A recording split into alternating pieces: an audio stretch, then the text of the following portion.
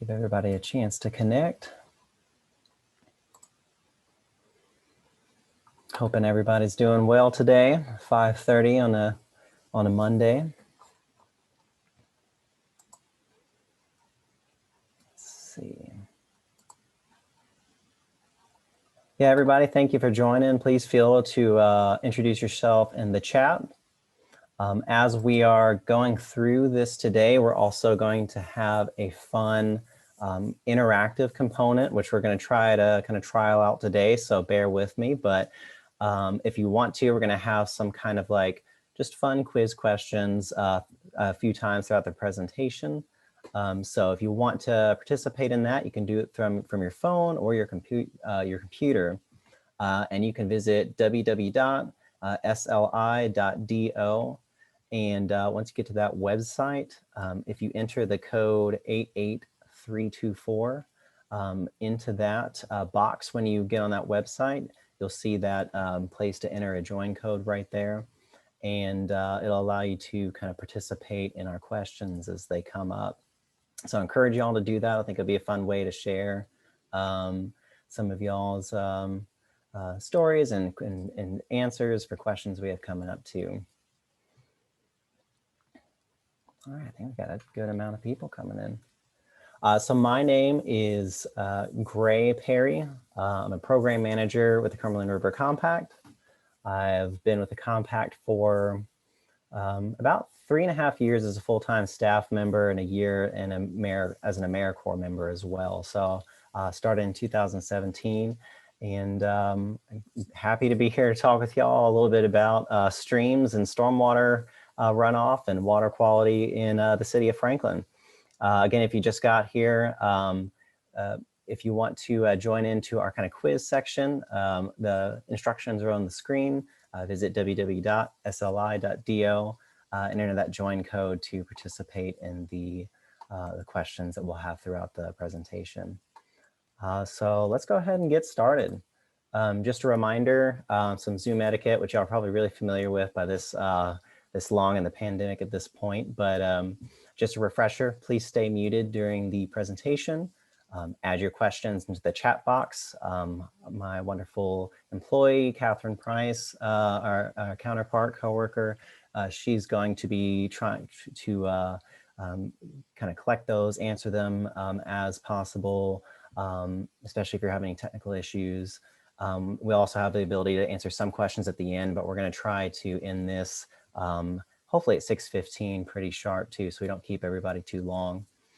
This is also being recorded, and it's going to be broadcast on Facebook Live too, as well as YouTube later. So just letting y'all know that as well.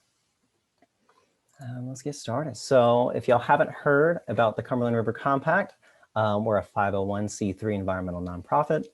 We were started in 1997 to enhance the health and the enjoyment of the Cumberland River and all of its tributaries through education, action, and collaboration. And we work throughout our entire watershed in places like Franklin, Nashville, Cookeville, Clarksville, Goodlettsville, Gallatin, you name it. A lot of places in Middle Tennessee and some in Kentucky too. We do a lot of different types of work throughout the basin. So things like a lot of education, we do a lot of youth and adult education, a lot of physical stream restoration, so getting out and performing like bank stabilization projects and things like that. Work with a lot of urban stormwater mitigations, so bioretention projects and rain gardens and things like that in urban areas. Even dabble a little bit in sustainable agriculture through our River Friendly Farms program. We're also a huge proponent of getting people out and just enjoying the waters that we have through recreation and things like that. Before we get any further, I was kind of curious. I just wanted to see a minute. This will be our first trial of our Slido program. I want to hear a little bit about, what's y'all's favorite water-related memory, and maybe tell us where you're tuning in from too. Could be something as simple as fishing, with a sibling or a family member, when you're a kid. Something that I definitely hold dear is my favorite water related memory is I have this memory as a child going and playing in a river as a kid, and I loved it. I had fun. There was just this day where I could spend like 6 hours just frolicking in a river. And I never had a chance to ask my parents, you know, where that was. And so one day I was out doing some stream assessments with the Cumberland River Compact, and I actually found the site. It was in Edwin Warner Park at, I think it's the Pavilion 11 or Site 11. And I recognized it immediately, and I said, must be where that family reunion was. This is amazing. And it was just such an impactful thing for me to not only remember it as a child, but also to remember it and kind of find it later on too as well.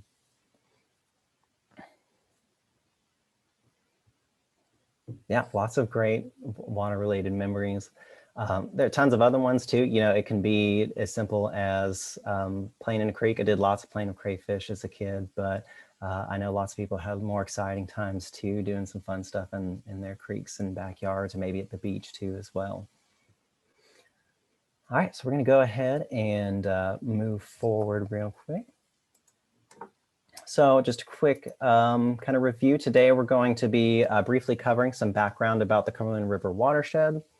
We're going to talk about some recurring issues that we see in urban watersheds like the city of Franklin or Nashville, other urban areas like that.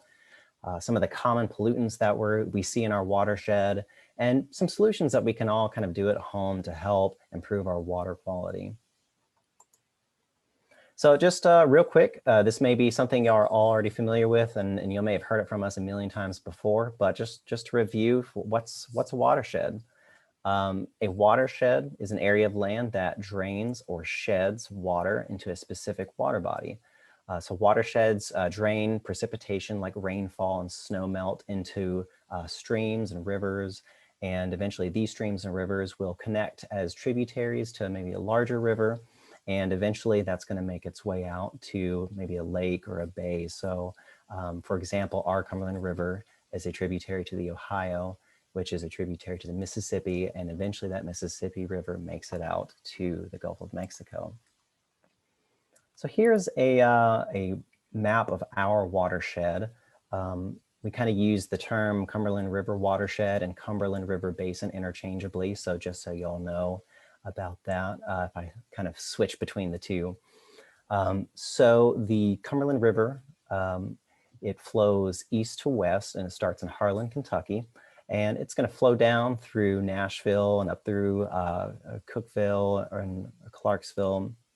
And it's going to make its way, all of the tributaries and everything, it's eventually all flowing towards the Ohio River in western Kentucky. Now, the Cumberland, it's about 690 miles long. And with the tributaries included, there's about 28,000 miles of streams and rivers in our entire watershed. And the area of that watershed is about 18,000 square miles in both Tennessee and Kentucky. It serves about 3 million people for all kinds of things like drinking, recreation, and just general health. And it's got a very diverse watershed with lots of different types of land uses, such as rural areas, forested areas like in the Highland Rim, and urban areas like Franklin and Nashville. And each of these 14 colored areas that we see on the map right here, they depict a sub-watershed. So as you can see, you might actually notice and recognize some of these river names in here, but rivers like the Stones River, the Red River, the Big South Fork, the Caney Fork, and the Harp River, which y'all are probably very familiar with. All of those and all the land around that, they drain water into the Cumberland, and then the Cumberland is a watershed. It is actually a sub-watershed of the Ohio River and its watershed. So all that rain that falls in your land in Franklin, it's eventually going to make its way to the Harpeth River, and eventually it's going to make its way to the Cumberland River, and eventually the Gulf of Mexico, which is pretty cool. And I want to talk just a little bit about the Harpeth River watershed. This one's actually pretty near and dear to me. I grew up in Memphis, but I actually lived quite a bit of my time as a teenager out in Kingston Springs. So I went to high school out there. I'm very familiar with the Harpeth River. I've done plenty of tree plantings and riparian plantings there. And the Harpeth River watershed, it's about 863 square miles. It lies in the majority of Williamson County and then a few additional surrounding counties as well. And the Harpeth River is about 115 miles long, and it actually runs right in downtown Franklin, or through Franklin, and then it runs by where I grew up in Kingston Springs as well. And so if you look at the map on the right, here's a kind of zoomed in view of the city of Franklin and some of the streams that are in the area. And y'all may know the names of some of these, like Spencer Creek or Ralston Branch, which runs right through Pinkerton Park, Sharps Branch, 5 Mile Creek, which is this, kind of lower creek and all of its tributaries down there. And there's a ton more. And I always want to point this out to people because some people just kind of ignore this as they're going through. But if you ever drive over bridges, a lot of the times they'll have either the watershed or the name of the creek that you're driving through. And ever since I started working at the Cumberland River Compact, I started noticing that. And so now I get a kick of just kind of seeing which streams and rivers I'm driving past as I'm going throughout Tennessee. So there's one for Spencer Creek that you can see, and there's a bridge over the Harpeth River. Always encourage y'all just to keep an eye out for those signs as you're driving around in Franklin. All right, so again, if you're already joined in through the Slido program, you're able to participate in this quiz. But again, if you haven't, if you go to www.sli.do and enter the code 88324 on the main webpage, you'll be able to join with us and answer some questions. So just to review and just to make sure y'all are paying attention and see if anybody's actually going with us. How long is the Cumberland River? Is it 115 miles, 960, 190, or 690 miles long? I kind of threw the same numbers in there to mix up the folks that mix up numbers like I do.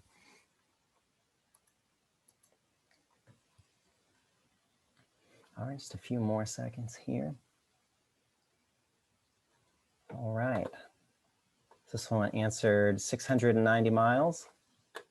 And that's correct. Yeah, the Cumberland River is approximately 690 miles long. So y'all were paying attention. Thank y'all so much.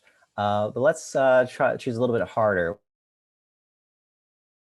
We haven't talked about this yet, and I'm just wondering where y'all think about this. Where does the city of Franklin get its drinking water? Where do y'all think you get your drinking water from?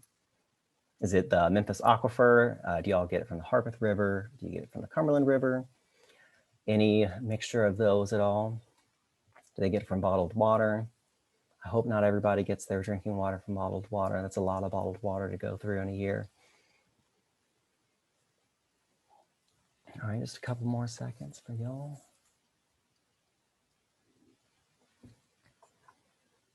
All right, so some of y'all said the Harpeth River. Some of y'all said the Cumberland. Someone put both B and C. And if you put both B and C, you are correct. So the city of Franklin, not only do they treat drinking water that comes from the Harpeth River, but they also purchase water from the Harpeth Valley Utility District, which treats water from the Cumberland River and pumps it to that treated water to the city of Franklin, and then they blend that in with the city's water. And about 80,000 people in Franklin depend on clean water from both the Harpeth and the Cumberland River. Now, it's important to think only about 2.5% of all of our water on Earth is fresh water, and a majority of that is locked up in ice caps and glaciers. So if you think about it, our rivers and lakes actually make up a fraction of a percent, 0.0067% of all the water on Earth. And so if we're getting our drinking water from that, and not only that, that treated water is the same stuff we use for all kinds of other things like watering our lawns and for industry and things like that. It's incredibly important for us to try to protect these resources because it's a lot more finite than we often imagine. But it's not the only reason why it's important. So from a historical standpoint, our region has drawn tons of different types of peoples and cultures throughout history. 1,000 years ago, Many Mississippi and Native American civilizations utilized the river basin for trade, for transport, drinking water, and just many cultural practices. To this day, their legacy can be seen by the historical site of like Mound Bottom, where they had a 7-acre plaza with 12 earthen mounds right next to the Harp River, which is pretty cool. In the 18th century, we had fur trappers and long hunters that were exploring the area for resources, and they took advantage of the Cumberland River and other tributaries for transportation. And settlers, like a well-known name in Nashville, John Donaldson, who traveled down the Cumberland and settled in Nashville, they were all using these as basically historical highways, as I like to consider them. Some people even utilize the Harp River for things like industry, and I'm sure this is a very well-known household name, but Montgomery Bell, who bought the site at the narrows of the Harp River back in 1818 and enslaved African Americans, built the historical tunnel over there over 2 years, and that powered an iron forge until 1862. And I encourage y'all, if y'all have never been there, definitely go down to the narrows of the Harpeth and check out that tunnel there. It's a pretty amazing thing. And there's also really great kayaking and canoe opportunities down there as well. But anyway, so the basic gist of all this is that rivers were just a huge part in transport, industry, trade, I'd say even a movement of culture and ideas between different civilizations. We wouldn't be where we are now without them. We still use them today for drinking water and for transportation. You see the barges running on the Cumberland River. We use them for agriculture, hydropower, industry, and we also can't forget recreation. I love recreation. I always encourage people to get out just because it's such a good thing for your mental health. And I think it really connects us to nature in a bigger way and wants us to become better stewards of it. So maybe you've hiked or swam out at the narrows of the Harpeth, or you maybe kayaked in Franklin down at Pinkerton Park, or at the Harlingsdale Canoe Launch. A lot of these activities are just another reason for us to protect our streams and rivers. And you can actually, if you're ever curious, always feel free to email us. We'll share emails at the end if you're ever curious about different types of recreational opportunities in the Cumberland River Basin. But we also have a map too that will show you different types of hiking and kayaking and fishing opportunities throughout the basin. And I think Catherine will share that with everybody in the chat. If not, feel free to email us. We'll get that to you. But anyway, this is only how we use water.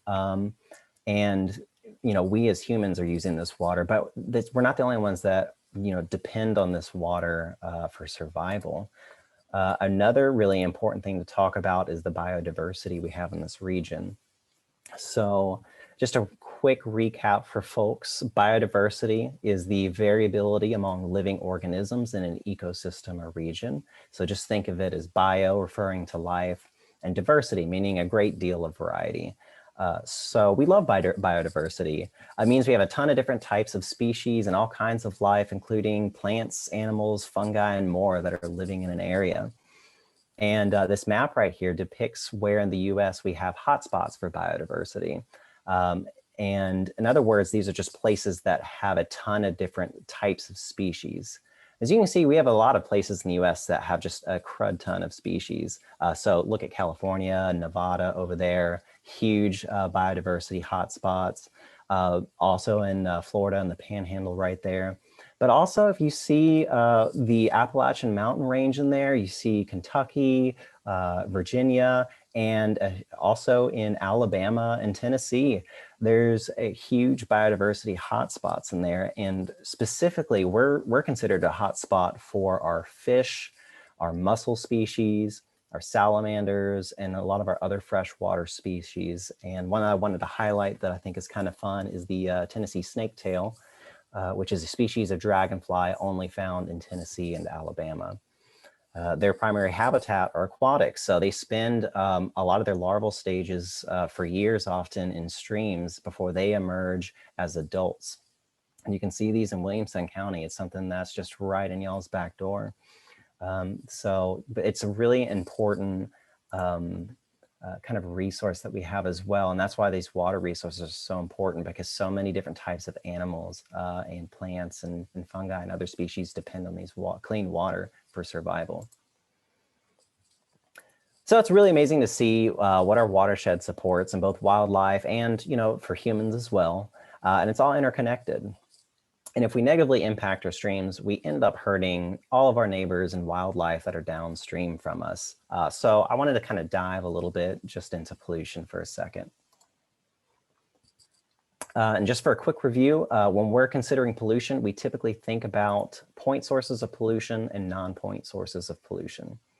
And just to recap, a point source of pollution is something you can easily point at. Typically, it's what you're thinking of when you think of a factory pipe that's discharging something kind of grody into a stream, or a smokestack, something that you can say, this pipe has pollution coming out of it. We can trace to see what factory or what business that's coming from, and we can talk to them and say, hey, you need to fix this. It's hurting our wildlife. So that's a point source pollution. Point source of pollution. A non-point source of pollution doesn't come from a single source, on the other hand. Rather, it comes from a number of diffuse sources. And so non-point source pollution generally results from stormwater runoff and precipitation, maybe atmospheric deposition. And it's just a type of pollution where you can't easily just track down to see where it's coming from. So let's say if Billy Bob Joe put way too many pesticides or fertilizers on his lawn and it all washed into the creek, and someone in the creek said, oh, measured the water and said, hey, we have way too many pesticides and fertilizers here. Let's find out where this is coming from. Well, Billy Bob Joe may have been doing that, but thousands of other people in the watershed may have also been doing that as well. And so they can't trace back where that source is coming from at all, unlike the factory pipe, where it'd be very easy to figure out where that source is coming from. And the big thing is point source pollution is typically easier to regulate and correct than non-point sources. And non-point source pollution represents the most significant source of pollution overall in the country. That's a lot more difficult to regulate. There's tons of sources that can travel across property lines, municipalities, and other jurisdictions. It's really hard to point fingers to see who's responsible. And one common type of point source or non-point source pollution that we deal with a lot is stormwater runoff. And that's just because it's something that impacts our streams so much. So I've got another quiz question for y'all. Let's see. What do y'all think our top 3 pollutants are in the watershed? You can actually pick multiple answers on this. So what do y'all think the top 3 pollutants are in our watershed? And this is a tricky one. I didn't know this when I first started either, but it makes sense as we start talking about it a little bit more.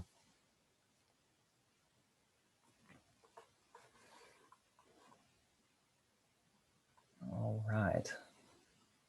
Okay, some people said litter, some people said sediment, some said nutrients, pathogens, oils, and grease. So the top 3 pollutants that are in our watershed are actually sediment, nutrients, and pathogens. So that's what we're going to be talking a little bit about today. We're going to be talking about sources of pathogens, why they're an issue, sources of sediment, and sources of nutrients. And that's not to say that the other things that we had listed or other impairments are not problems for water quality. These are just the most common ones that we see throughout the Cumberland River Basin and also in the city of Franklin as well. So pathogens, why are pathogens an issue? When we're talking about pathogens, we're talking about disease-causing microorganisms, typically bacteria like E. coli and parasites. So many different types of pathogens are naturally present in the water. Bacteria are everywhere. There's bacteria constantly breaking down leaves and other types of organic matter. They're a really important part of the food chain.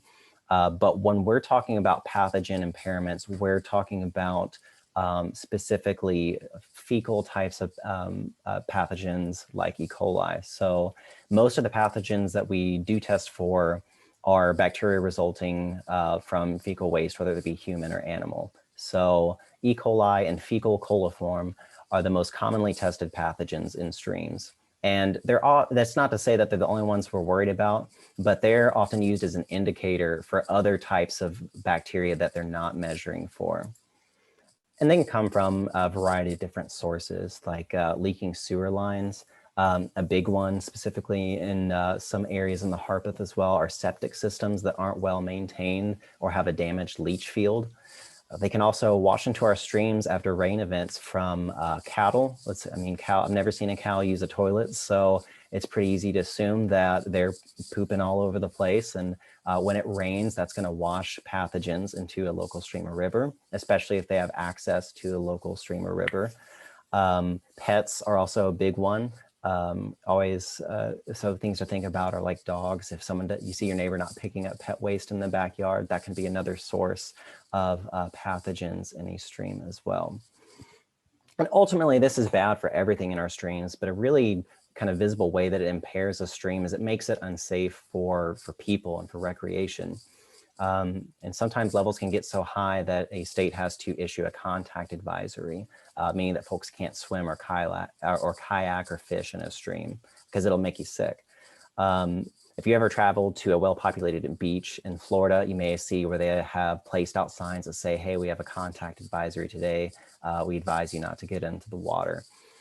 Now, there aren't any, as far as I know of, in the city of Franklin, no contact advisories, but there are some that are still impaired for pathogens, but just because the levels are a little bit higher than we might like to see. Now, sediment. So sediment is just dirt that is eroded from land and is transported by our streams and rivers. Some sediment is natural. I mean, erosion happens in streams. Naturally, it's a way to move nutrients and small particulate matter in streams. And if y'all don't know, streams are constantly in a natural state. They're constantly trying to reform themselves. They like to meander. They like to cut off from one side and add dirt to the other side. We have our cut banks and point bars. A good, healthy stream likes to meander around. So some sediment and erosion ending up in the stream is natural, but what we're talking about with sediment impairments are unnatural amounts of sediment being introduced into a stream.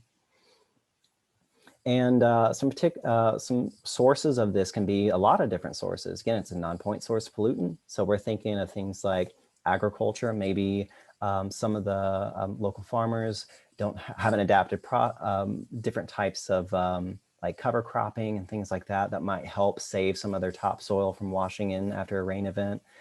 Construction sites, maybe a silt fence isn't operating properly and sediments washing into the river.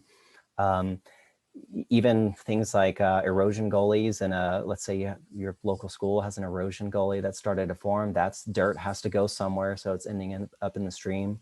And it can come from all kinds of different sources. And so why is it an issue? Well, sediment destroys habitat and nesting grounds for our fish and insects and crayfish and other macroinvertebrates that live on the bottom of the stream. So if you think about a typical stream in Tennessee, a lot of the bottom, what we call the substrate, is full of lots of little rocks and things, little nooks and crannies that a lot of our little insects and macroinvertebrates like to live under. And so when you just dump a ton of sediment into a stream, it ends up filling all these small little holes and areas that they lay their eggs or survive and hide. And it basically wipes out the habitat for a lot of our smaller insects. And so you remove insects, now you're impacting the food chain because the fish and other critters that rely on those insects to eat, those are gone now, and it can have consequences all the way up the food chain. Sediment also reduces visibility within a stream for fish, and it makes it difficult for them to hunt and reproduce. It can clog the gills of fish and macroinvertebrates, which impacts their ability to breathe. It impacts the photosynthesis of aquatic plants by clouding out the water. Sediment can also carry extra like nutrients and chemicals and heavy metals, especially depending on where that sediment is coming from. So if you have an old like factory or manufacturing site that was torn down and some dirt washes off of that, a lot of the things that are present in that soil will be washed in with the sediment into the stream. And just from a human perspective, a lot of sediment in the water means you need to treat it a lot more for the drinking water. You have to add a lot more flocculants to help pull out that sediment and cause it to settle to make that water clean for everybody to drink. And nutrients. So why are nutrients an issue? Again, some nutrients are natural in a stream. If you think about leaf matter and other things decomposing in a stream, they're going to add nutrients. And if you think about when streams naturally flood, it's a kind of an important cycling event to help bring nutrients to the floodplain, kind of like in the Nile River in Egypt. But what we're talking about is unnatural amounts of nutrients being introduced into a stream. And typically when we're concerned about nutrients here in Tennessee, we're looking specifically at nitrogen and phosphorus. And some of these typical sources of excess nutrients are from things like commercial fertilizers, so from agricultural fields, maybe golf courses or sporting fields where they're trying to get that like really good plant growth. Residential fertilizers is another really big one too. If you fertilize your lawn, if it's not applied properly, that can also add too many nutrients into a waterway. It can come from erosion, as we mentioned before. It can come from like wastewater systems like septic tanks and things like that can also add too many nutrients into a stream as well. And you know, nitrogen and phosphorus, they're the building blocks of life, and that's what we add to our lawns and you know, agriculture to make things just grow super well. But that does the same thing in our streams too, right? So when we add all these nutrients in our streams, it causes a condition called eutrophication, which is basically a algae bloom, or tons of algae starts to proliferate in these streams, and it causes a whole host of issues, So eutrophication, the actual term is the over-enrichment of surface water with nutrients, leading to algal blooms and low dissolved oxygen conditions. You might think, so how does algae create low dissolved oxygen? Doesn't algae produce oxygen? It's a plant, right? Well, that's true. You know, just a quick review, algae is a single-celled photosynthetic organism, which can include plants, but also can include some bacteria like eukaryotic and cyanobacteria. The problem is in our freshwater streams, algal blooms cause a lot of issues that end up resulting in low dissolved oxygen. And the basic gist is algae, when you start introducing all these nutrients, they just eat it up. They love it. And what they'll start to do is they'll create these scums on the surface like you see in the pictures here, and they'll start to block out all the light underneath it. So the first thing that happens is a lot of the plants in the stream will start to die off and decay. And in addition, that algae too will also start to die off and decay.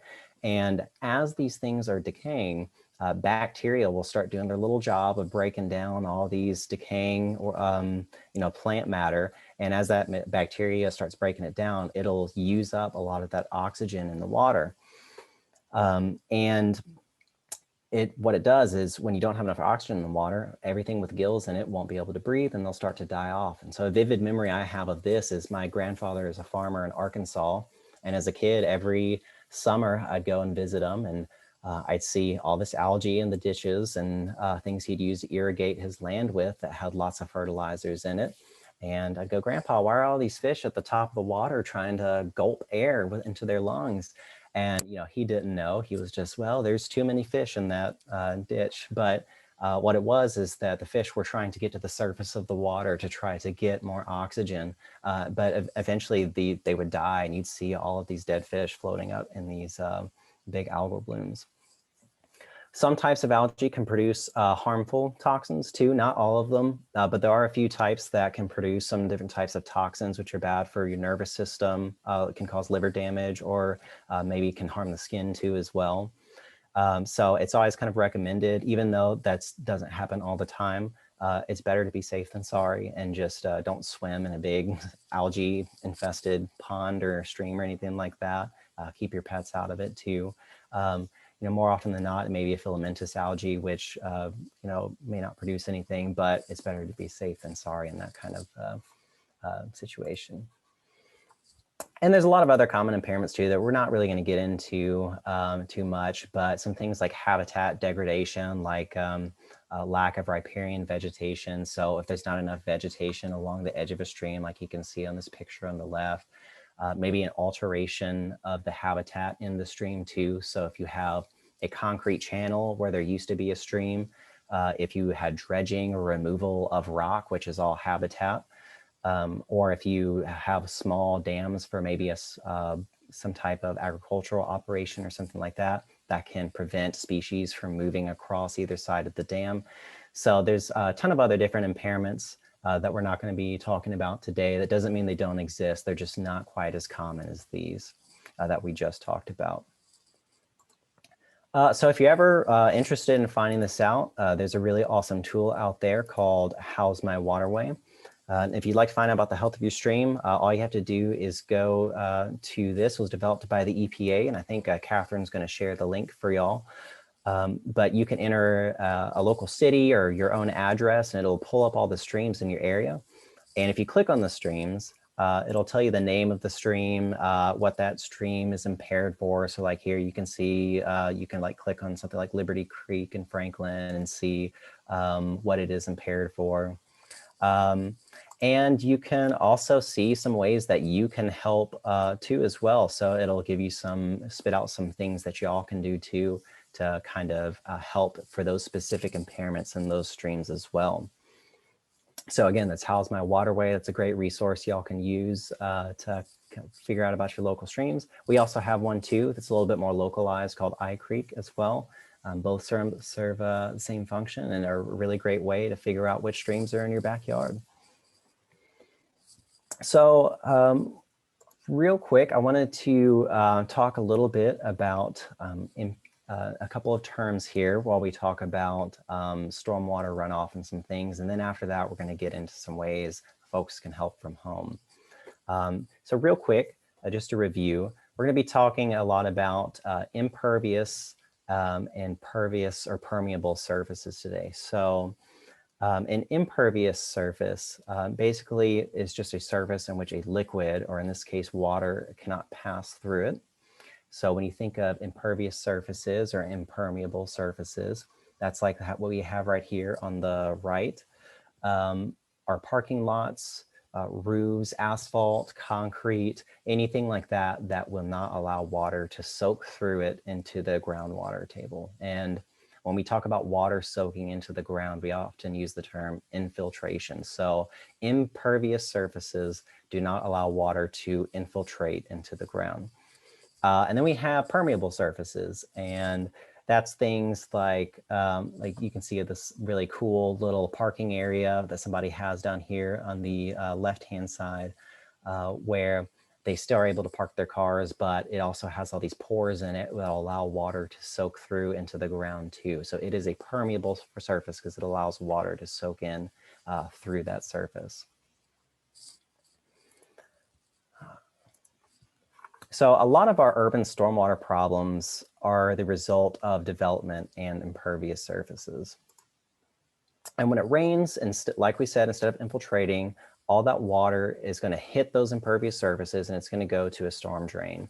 And depending on what a system has, or a system that a city has, a lot of our storm drains don't go to a water treatment plant. They go straight into a local stream or river.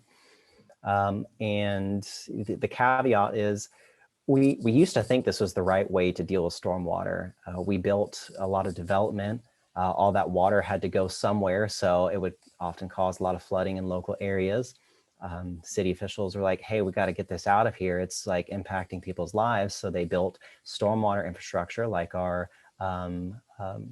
culverts and things like that to divert water and move it downstream.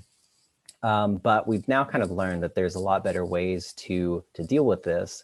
And we're still stuck with a lot of this legacy infrastructure, though, that's really expensive to alter and retrofit.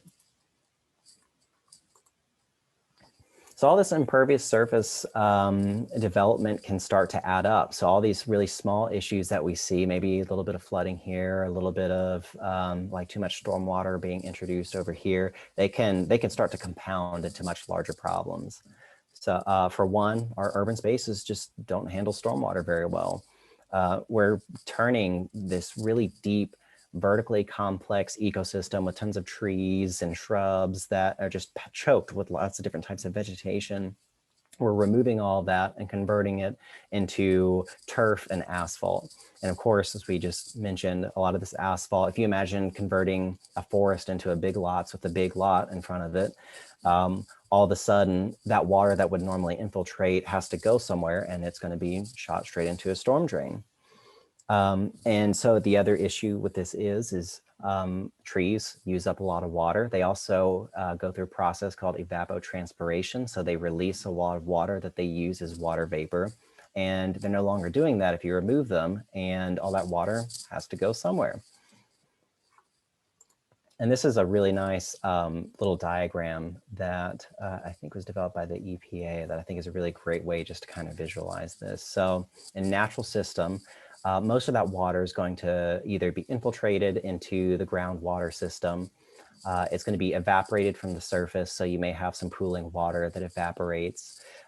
You may have, or you'll have a lot of transpiration from plants, as we mentioned before. And then a very small percentage in a natural system is going to end up as runoff.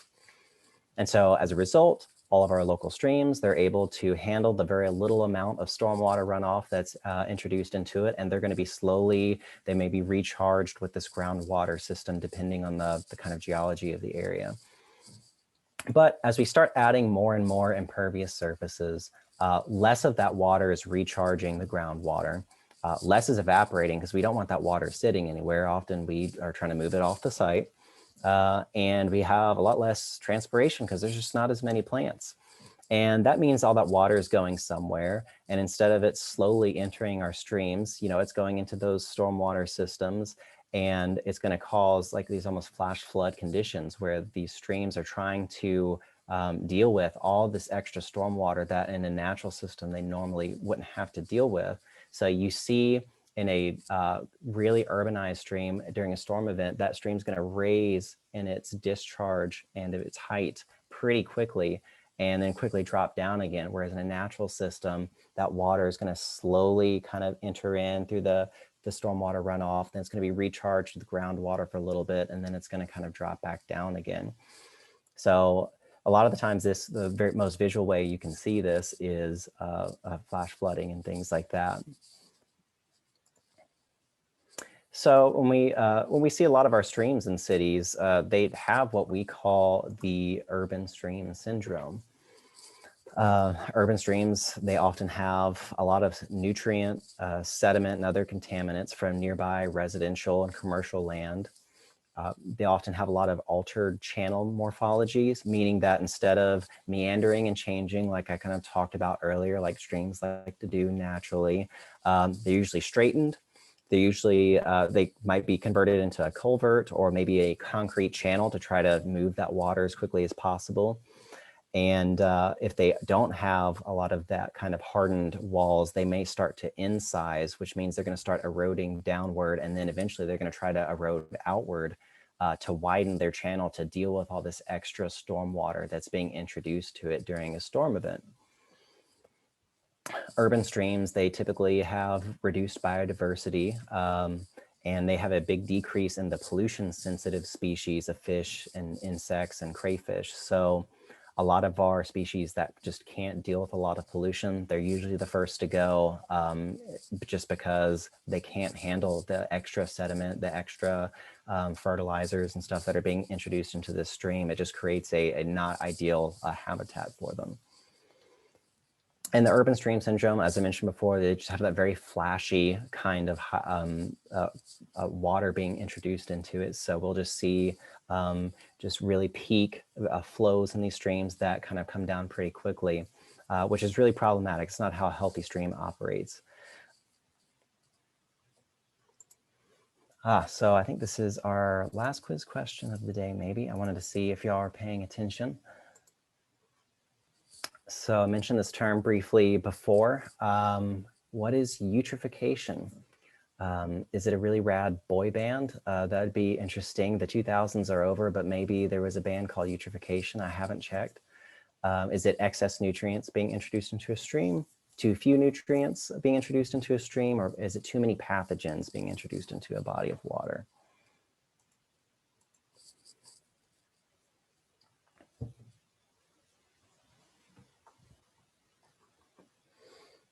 Oh, someone actually picked the Rad Boy band. I'm really excited about that. Wow, everybody paid attention. Heck yeah. Yes, you got it right. Eutrophication is the excess nutrients resulting in lots of algae and low levels of dissolved oxygen. Good job, y'all. I'm so proud. So let's talk about some ways that y'all can help from home. There's a lot of different things you can do to get involved. So one way is by building rain gardens. What a rain garden is, it's basically a kind of depressed area that's dug out in a landscape that collects rainwater from a roof, driveway, a street. And what it does is it holds that water and allows it to soak into the ground instead of it going straight to a storm drain. Often they're planted with native grasses and flowering perennials that are both drought and flood tolerant, so it can handle the varying conditions inside the garden. They can filter out all kinds of different types of pollutants, a lot of that sediment and nutrients that we were talking about, as well as heavy metals and other things too. And they provide food and habitat for all of our butterflies and songbirds and other types of wildlife as well. And they're pretty easy to do. We actually have a manual that I think Catherine's going to be posting in the chat, that it's rain gardens for Nashville, but it can also be used in this area just because it's basically a recommendation on how to test your soil to see if it is porous enough and doesn't have too much clay content, how to keep it away from your foundation, where to direct water into it, and what types of plants that you can put into it depending on how much sun you get or versus shade. So definitely, if you're ever curious about this too, you can always reach out to us. We're happy to give you any information that we can to help you get a rain garden at your house or your residence or your business or church or anything like that too as well. And y'all probably seen them too. They have some at Bicentennial Park on 3rd Avenue North in Franklin. So if you've ever walked by there, you've seen some really fun rain gardens down that way. And but again, if you ever just think they're the most beautiful things in the world, then you want to, and the hydrangeas do really well on them. So I always encourage people, if you like those, I see people planted with them in their yards all the time. And I go, come on, y'all can just add a depression real quick and throw your hydrangeas in there too. So definitely reach out to us if you're ever curious about doing this yourself. So there's also just some different green lawn care practices that are pretty easy to implement too. And the biggest thing is I see people do this all the time where they mow all the way down to the stream. They go, oh man, look at that beautiful stream. It just looks so pretty. And now I can see it all the time. And then I walk by it and I go, wow, that's a horrible looking stream. They just really, really destroyed all the habitat there. And that stream's not going to be healthy. And eventually it's going to start eroding into their yard. So the easiest thing to do is just to not mow all the way to your banks. What we're basically trying to do is establish this vegetated buffer, what we like to call a riparian zone, along the stream. And that helps slow down water as it enters the stream. It helps filter out pollutants. It provides all kinds of habitat. It shades the stream and protects it from really excessively high temperatures and creates lots of different habitat pockets. And it also can help prevent erosion and stabilize those banks. So the easiest thing to do is just to not mow all the way down to your stream. And, we typically, if I had a stream in my backyard, I would love to leave 50 feet of unmowed area, but obviously that's not applicable for everybody. So any amount is good. If you want to leave 10 feet of unmowed area or maybe 20 feet, that's going to be so much better for the stream in your backyard. And if you don't like the way it looks, if it looks unruly, you can do it. You can incorporate it into your landscaping. Get some native trees, maybe a dogwood, red buds, maybe some bigger trees if you can do that too, like a maple or an oak or something like that. Toss in some shrubs too, like some beautyberry or something like that may look fun. And you can put some brown-eyed Susans, other kinds of really fun plants along the edge and just watch it grow up, but also make it look really nice too. You don't have to sacrifice the visual there. So I encourage y'all just to not mow straight to the banks. Anything you can do that's not that is so much more helpful. The other thing you can do is reduce your fertilizer use. So Oftentimes, you know, a lot of people like to keep their yards nice and green, so they'll do a lot of fertilization just to get that nice lush grass. And fertilizer is one way they do that. But often a lot of it's over applied. Sometimes you don't even need all of that fertilizer or the certain types. So we encourage people to get their soil tested if you do a lot of fertilization to see what types of nutrients you actually need in your yard. So it may be, and the soils in Franklin actually do have a much higher phosphorus content than other areas. So it may be that you don't need a fertilizer with a lot of phosphorus in it. You may just need nitrogen or something like that. And so you can get that through the University of Tennessee Agricultural Center in Nashville. You can actually mail in like a plastic bag with soil, and you can pay online. I think it's like $15 to get your soil tested. And you just dig, you take a bunch of little samples of soil throughout the entire yard to get a good balanced look at it, mail that into them. You know, Catherine's posted that link in the chat, and y'all can kind of figure out what types of nutrients you actually do need in your yard.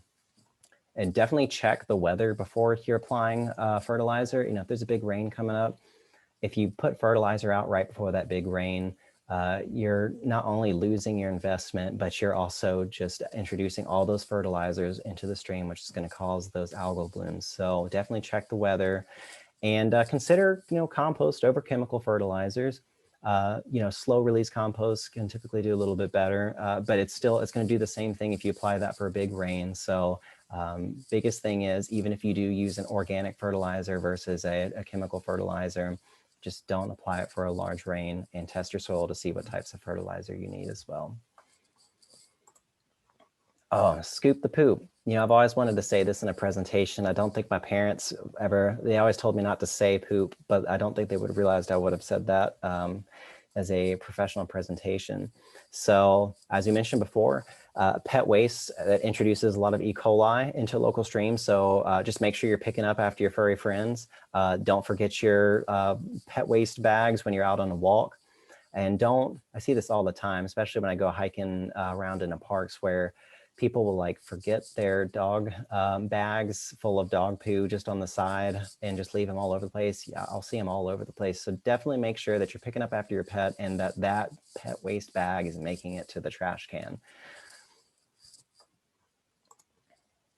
Another easy way is just to plant a tree. This is just, it seems too easy to be true, but planting a native tree in your yard has so many different types of benefits. So for one, those root systems are going to break up the ground and improve that infiltration for stormwater. Trees use a ton of water themselves. They provide a ton of habitat. They have a lot of health benefits, and they reduce the urban heat island effect and kind of help mitigate against climate change. So definitely look for like a native nursery like Grow Wild or Nashville Natives, and find a good tree or something like that to plant in your yard. If you ever are looking to do cleanups in the city of Franklin, we'd love to get you a part of the Adopt a Stream program. It's a really easy program to sign up with any group, and we can provide supplies. The city is really awesome to work with. They help with this program, and they provide trash pickup and things like that. So definitely reach out to us if you're interested in adopting a local stream. We have the City Nature Challenge coming up too. It's a worldwide event, but we're going to be hosting it in Franklin from April 30th to May 3rd. So mark your calendars. It encourages everybody to get outside and just record what types of wildlife are out there with an app called iNaturalist. And it's basically a big citizen science campaign for everybody to kind of record the different types of wildlife they're seeing. And then you can kind of compare that with other cities around the world to see what you have in the city of Franklin. And yeah, so we're getting ready to wrap things up. You know, feel free to contact us. That's a good email to reach us out, and that can be forwarded to the right staff. You know, the city of Franklin has been really awesome to work with this kind of stuff. They provided a lot of insight and help into assessing streams and stuff like that. There's a lot of other organizations too that are doing really awesome work as well, like the Tennessee Environmental Council or the Harp Conservancy. They do a lot of work in the area too, so definitely don't pass them by. And we have some social media. You can follow our work that we do and find out some other programs that might be eligible in your area that you can take advantage of too. And I think that's all I have. Sorry for running y'all a little bit behind. We're trying to keep questions short because I think we're supposed to be done at 6:15. So any questions? Let's see what we have in the chat. You guys can put a question in the chat if you'd like, and we'll get that over to Gray.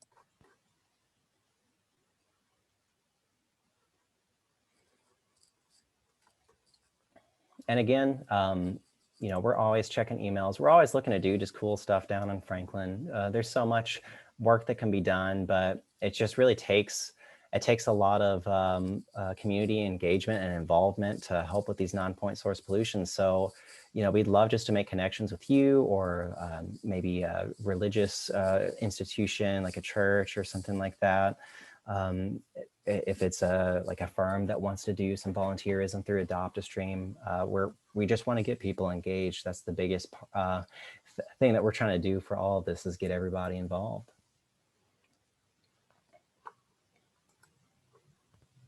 Gray, I'm not sure if you can see in the chat, but we have a question from Nancy. Are ponds a good idea for the home?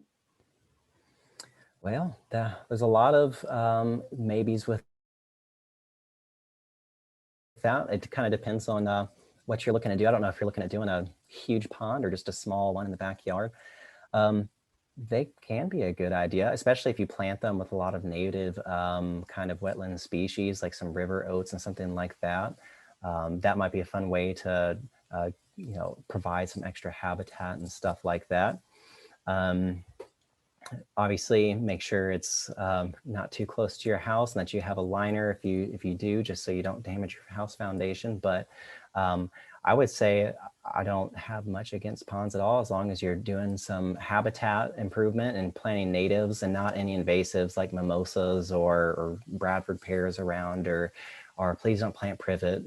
Don't ever do that. I can't deal with privet anymore. It's incredibly invasive. So I think that would be a great way to improve some different habitat out there.